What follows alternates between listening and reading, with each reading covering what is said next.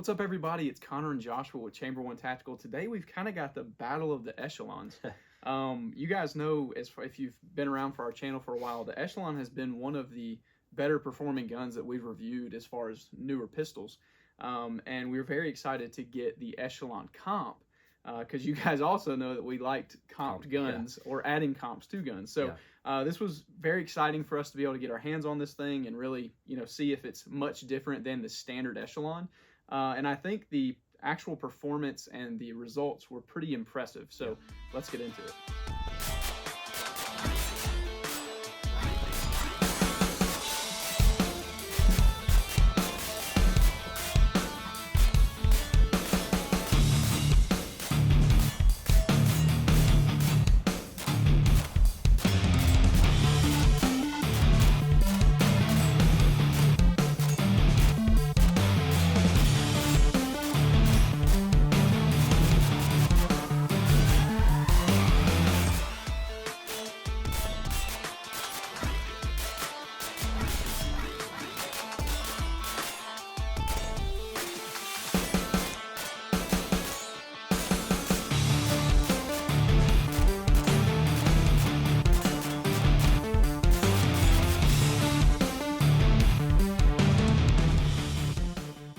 All right, so the first thing we're going to talk about, because it's kind of the biggest deal between the two, is the price point of these. So typically you're going to find the standard Echelon at this point.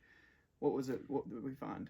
They're, typically around $650, but we've seen them as low as $450. Just on sales. We've seen them on sale for pretty cheap. And it hurt a little bit because when we first bought it, it was right after it came out and we paid full price. Sort of like this one. So tell us what this one's coming in. So this one's coming in around $700. So the Echelon is fairly new. The Echelon comp's at $700, and we're going to say, just as far as a general number, around the $600 to $650 range for the standard Echelon. So real quick, because there are some differences between these two guns, which I was kind of surprised on. I'm going to run through the standard Echelon, and I'm going to let you go through the key differences between the Echelon comp. So not a problem. On our standard Echelon, other than our really cool grips that we've got from Traction Grips, we have, as far as our sight setup, they are full metal sights. The front and rear are tritium-filled white dot sights, which I have loved the entire time we have had this pistol. I really appreciate the sights that they put on this gun. Obviously, we do have an optic on here, but what's cool about the Echelon is even with an optic on there, your standard iron sights still co-witness. So you don't have any plates you have to use. The Echelon pretty much takes any optic that you can throw on here, which is really cool, and why we use the Echelon so much to test optics, because it's so easy to get them on and off, and you don't have to order any extra plates. So really like the sight system on the Echelon. Same thing with the Echelon comp, other than our sight setup. So if you want to go over the sight. So the sight setup for this one is going to be a green tritium filled front sight, which is really nice compared to the white dot front tritium sight on that one. But the rear is also different as well because it's got a white U in it. And so the front sight, you just kind of drop into that U for it, to be accurate. Right. And that one is, the traditional 3-dot sight. So it's very interesting how they were different. I can say it surprised me, but I actually preferred this sight setup. Just because I'm big on having a brighter colored front sight. And truth is, the most important sight is your front sight. And so for that one to stand out really well, to me, that's what I like about this one. And I know those are all three are white, and they just kind of... Yeah, I mean, I tend to agree with you.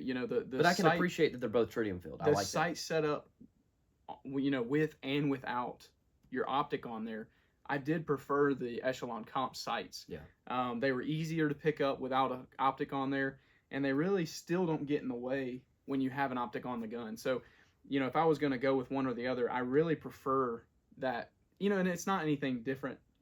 Springfield's used that little U-shaped rear sight for a long time, but I never really thought I would like it, but I actually ended up liking it, more than the standard. So it was a little interesting. Well, and just to be clear too, we also have different optics on here as well. So you have a Holosun, what is that, the 508T or 507T? 508T. 508T. This one is the Gideon optic. I can't remember what model it is, but we were trying out a new optic for this one as well. which actually worked out really well. Yeah. We're trying to look at more inexpensive optic options. Not that you want inexpensive optics on a gun that you're really, needing to defend your life with, but, for these type guns where we're going out to the range and just, sending rounds off and trying to shoot as quick as we can, we're trying to test some of these cheaper optics to see if there's any that are actually good. Yeah. And this one for right now has done a very good job. Yeah. So kind of impressed with the getting optics. But anyways, moving back onto the gun, the frames are completely, exactly the same. Like we said, other than our textures that we've got on here. So, we do have, both guns have traction grips on there. This one being the cork, the standard Echelon having the cork, and then the Echelon Comp has a new, like, knurled, I think is what he called it, texture on there. Very similar to what you see on, like, the, I think it's the Walther PPQ and the Walther PDP, kind of a hexagon. Yeah. I will say, I like the look of that one better, those grips on there, but I like the texture of this one better when I'm shooting it. And we do test a lot of these grips that he sends out to us. He's a local guy, makes them all himself, and he's come out with a ton of different textures that he's got, and he's got more than what he actually gave us, but he's got, the standard moss rubber. He's got a carbon fiber like rubber, which is very textured and looks cool. He's got 2 different rubber, knurling patterns like that. I actually put another set on my Glock 47, and I love it. And it's kind of crazy because the more your hands kind of get more sweaty, the better the grip works, which is same with the cork. Yeah. So I really like these new textures he's been giving us, and then obviously he's got that standard sandpaper, which is really aggressive if you really need to lock down on something. But definitely make sure you guys, his grips really don't get over like $10 to $12. So if you guys are wanting to try out some new textures, go check him out. He's got some offerings on Amazon, but he also has his website if you want something specific. So definitely go check him out because they work very well and they look, in my opinion, really cool on here. So, but again, these guns are very, very similar. You got the same frame, same slide serrations, similar sight setup, same optics system. Obviously you've got your comp up here. Yeah. But the main thing that I would say is different is performance. Yeah, right? absolutely. Obviously this has a comp on it. So it's going to, it's going to be a little bit lower recoil, but I can say that I was happily surprised with how well this gun shot. Absolutely. We've done a lot of different reviews on comped firearms. We have the Smith & Wesson Metal Carry Comp. We have the Canic TTI Combat. We have the Shadow Systems XR920P, I think. We've done a ton of comped guns, and this gun really impressed me. Yeah. I like everything about the Echelon for the most part. The trigger is a little weird to me, but I shoot it just fine. But I like the trigger. This gun was impressive as far as performance and recoil. I always thought the standard Echelon shot pretty soft until I shot the comped one. Well, not just soft, but smooth. There's just something that's smooth about it in the recoil. Yep. Yeah, I mean, it was crazy to me that you could take a gun that already, in my opinion, worked very well and just leaving it completely stock. There was nothing wrong with it, really. Yeah. And somehow made it better and easier and faster to shoot. What's really cool about it, too, is what Springfield has done. I believe they also did this with the Hellcat, as far as it's almost like just a really big port, but, they call it the comp. And it's got the barrel is actually cut as well. So it's not just like a X Macro where the slide goes on further than the barrel.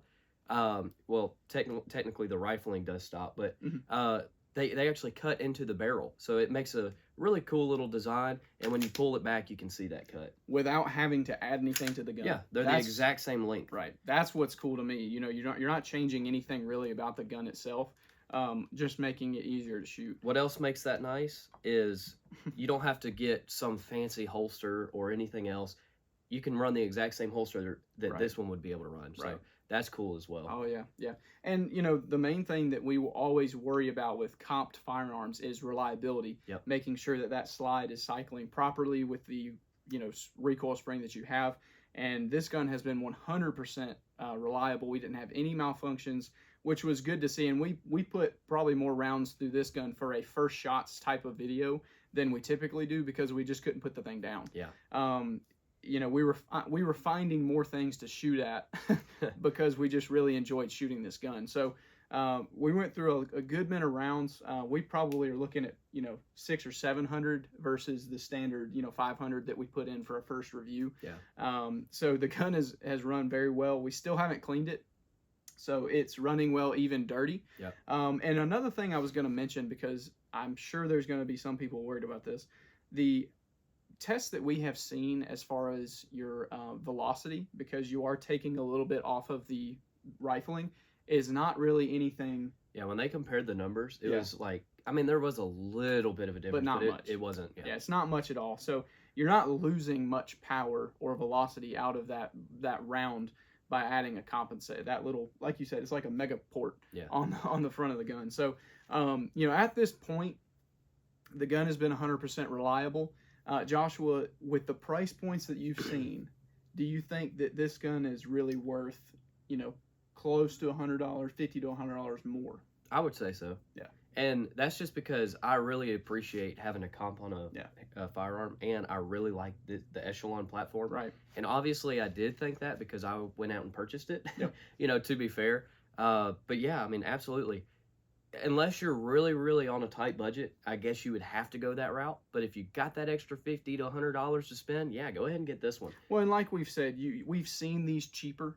Yeah. So it's possible to get one for $450 to $500 if you wait on it. But you could say the same thing for the Echelon comp. You may see sales, you know, prices going down as the gun gets a little older and it's in the market a little bit more. Yeah, and really, I mean, I know that's pretty much the only big difference between the two. I know we didn't go over all the little details like we have in the videos of doing this, so make sure you guys check out the video of the original Echelon, because we talk about literally what makes this so special. Yep. But even if you were to find a deal for that one where it was a good bit cheaper, $450, $500, that's still a great option. Yeah. But all I'm saying is, if you have a little bit extra money and you're willing to spend it, yeah, go ahead and get that. Go ahead and get it. Oh, yeah, I mean, I agree 100%. You know, the gun is the same reliability we found. I actually think the trigger in this one somehow was better. It was better. It was more crisp. This one has always been fine, but it had just a little bit of mush in it, where this one was much more crisp. Yeah. So I don't know if there's anything that they actually did to make it more crisp, or if we just got a better. I'm sure they're all just a little bit different, right? But yeah. But yeah, I mean, the gun has performed very well, just like we would expect it to. And like I said, in my opinion, performance-wise, it actually performed better than I expected to. So if you guys have any questions about any of these firearms, just let us know down in the comment section. If you want to support the channel, make sure you like, share, and subscribe, and we'll catch you next time.